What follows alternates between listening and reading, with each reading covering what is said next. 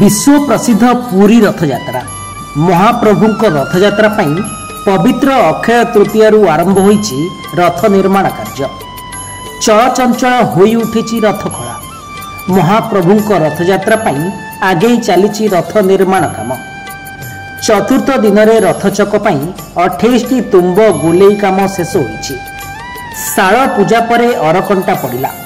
तृतीय दिनर निर्माण कार्य शेष सुधा मोट 40 गोटी तुम्बगढ़ तीन रथर महारणा सेवक माने 6टी लेखाएं हिसाब रे 18 गोटी तुम्बर गोलेई कार्य शेष करथिले।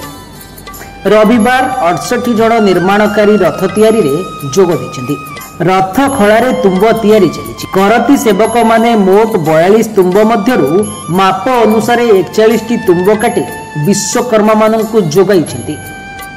विश्वकर्मा द्वारा 28टी तुम्ब गोलेई शेष होईची। मुख्य विश्वकर्मा प्रत्यक्ष तत्वावधान रे चली रथ निर्माण काम। रथ खला को बिंध मेसीन आसीगलानी।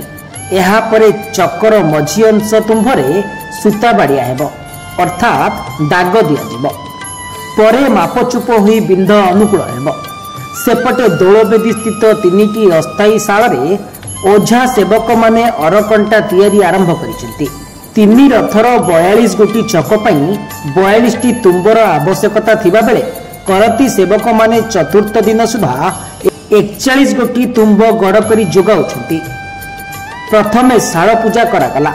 लुहा रड काटी शाल रे पकाई कंटा तैयारी जारी रहिछि। चक तैयारी रे अरकंटा लागिबो।